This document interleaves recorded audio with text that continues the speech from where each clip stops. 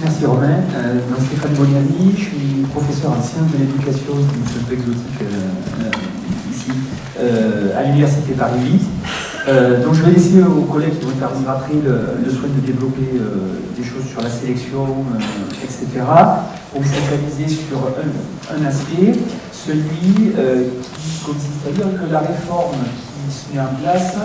comme c'est dit, est loin d'être technique, mais c'est bien sûr une réforme de la sélection et de l'accès à l'université, et je crois utile de souligner que c'est aussi une réforme des cursus et de ce qu'est une filière et une licence même. Donc le premier aspect, c'est à l'introduction que cette réforme prend appui sur une réalité, c'est la difficulté d'un certain nombre de bacheliers à accéder à l'université. Je crois qu'il ne s'agit pas de dire que ce problème n'existe pas, mais la façon d'y répondre par une plus grande sélection, d'abord masque des choses et, je crois, va accentuer le problème. Puisque ce qui fait plan d'ensemble, c'est que pour ceux qui ne sont pas spécialistes des questions de l'éducation, simultanément, le ministère relance la création du CAP, après avoir supprimé le BEP, donc je n'ai pas le temps de développer, mais il y a un truc d'ensemble qui se configure. Et évidemment, la réforme du bac, dont des collègues parleront, qui va vers un bac d'établissement avec une individualisation des parcours. Je crois qu'il est utile de se rappeler que les élèves qui étaient dans l'enseignement élémentaire, quand Sarkozy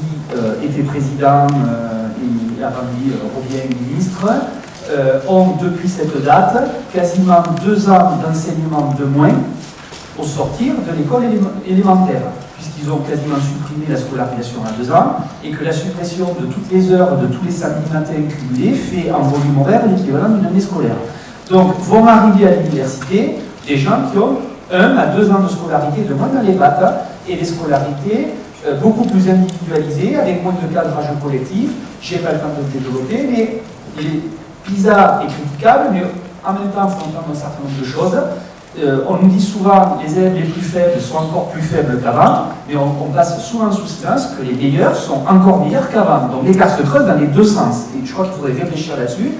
sur le fait que notre système scolaire est en train de se bipolariser, et c'est aussi ce qui nous arrive à l'université. Avec un profilage des filières, un profilage social des filières à l'université. Je crois que cette histoire d'attendu, dont on parlait à l'instant, le ministère refuse, de ce que j'en sais, de répondre clairement pour l'instant, mais je crois que la réponse se décide, sur est-ce que ces attendus seront en plus des 180 crédits ou dans les 180 crédits qui composent la licence. Je crois comprendre qu'ils seront dedans, parce que je vois bien comment on peut rajouter des crédits aux 180, à moins de créer des années d'accès à la fac, qu'ils n'ont pas encore comme ça tout à fait. Ils sont plutôt sur l'idée d'une licence modulable en durée. Voilà. Mais la conséquence de ça pourrait être, en spéculant un peu et pas beaucoup, que certaines filières, vu le jeu de sélection qui se met en place, vont recruter encore plus qu'avant des étudiants qui seront là par défaut. Et qui seront là par défaut parce qu'ils ont un niveau scolaire, il faut aussi l'assumer, de dire, plus faible que d'autres. Ça veut dire qu'il y aura des filières dans lesquelles vont être concentrés des étudiants qui auront un nombre et un volume d'attendus ou de cours obligatoires plus important qu'ailleurs. Et donc il y a une masse critique d'étudiants qui vont, dans leurs 180 crédits, dans le nombre de cours qui vont avec, passer beaucoup de temps à faire du rattrapage plutôt que la discipline qui est concernée. Et je crois qu'on a raison, beaucoup souligné l'aspect sélectif en amont de l'université, mais je crois que c'est en train de changer ce qu'est une licence. Et on va vers une accentuation de ce qui était quand même déjà un peu présent, mais de licence à plusieurs niveaux, avec une diminution du cadrage collectif de ce qu'est une licence, puisque l'individualisation des parcours, c'est quand même de ça dont il s'agit. L'affaiblissement de la logique de filière, mais surtout de disciplines scientifiques qui structurent les filières, je crois que c'est, je rappelle quand même, c'est un peu dans l'air du temps de ce qu'on nous propose, avec l'idée qui plane chez nos décideurs depuis un moment que les disciplines scientifiques ne seraient pas pertinentes, ne seraient pas prioritaires pour former des bac plus 3 prédestinés à sortir à bac plus 3, parce que c'est ça leur destin inexorable.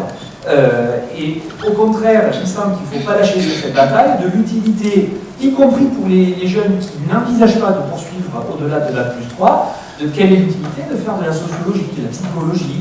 des sciences de l'éducation. À quoi ça sert de penser à ça, de penser grâce à ça, y compris pour un avenir professionnel. Il n'y a pas que des stages qui seraient dénués de visée scientifique, qui sont formateurs pour l'avenir. Et je crois d'autant plus utile d'insister là-dessus qu'on a des établissements et des filières de recrutement populaire, puisqu'ils ont, ces étudiants-là, la nécessité de s'assurer un débouché pas trop loin pour ensuite envisager d'aller plus loin. Donc le risque, c'est aussi d'avoir des établissements, mais ça d'autres le diront, qui sont de plus en plus spécialisés dans des licences déconnectées d'une préparation au master, voire au sein des mêmes établissements d'entités administratives, des filières qui n'ont pas les mêmes rôles, les mêmes vocations, avec peut-être par éviter emblématique, des sites séparés du fait des regroupements, peut-être des choses dont on peut suspecter en devenant parano qu'elles pourraient prendre place. Et j'en termine avec le fait que, une anecdote, il y a moins d'une semaine, le vice-président, qui n'est pour rien de mon université, appelle le matin un peu tôt en disant « j'ai eu le rectorat hier soir tard », qui propose que si vous prenez 17 étudiants de plus en L1, en sciences de l'éducation, on vous fourgue un poste de maître de conf, alors qu'on nous en a piqué les années précédentes. Des démarches de maquillement que j'avais jamais vu aussi ouvertement proposées. Et je crois qu'au-delà de l'anecdote, ce qui est quand même en train de se passer, c'est la prise de pouvoir du rectorat sur les postes, sur quelle filière est amenée à survivre plus ou moins, et parce qu'il y aura les plus grands perdants, ceux qui auront le moins de postes, mais les autres ne seront pas forcément gagnants. Et ceux qui, comme c'est dans l'éducation, seront peut-être sommés d'avoir des postes à condition qu'on devienne des prépas SP et qu'on ne préfère pas faire des masters recherche en sciences de l'éducation, ce qui quand même nous pas en ligne. Et je crois que le dernier mot, c'est que l'individualisation des parcours qui a lieu pour le bac comme pour les licences, il faudrait le rapprocher de l'individualisation de la négociation du poste salarial au travers des compétences pour que le futur salarié négocie de gré à gré, évidemment avec plein de guillemets, face à l'employeur dans une situation de faiblesse. Et je crois que ce que nos adversaires présentent comme sortir du carcan, des cadres communs, libérez-vous, individualisez-vous, faites appel à votre nombril, va fragiliser les plus faibles dans la négociation de l'UPAV parce qu'ils seront tout seuls. J'ai été trop là.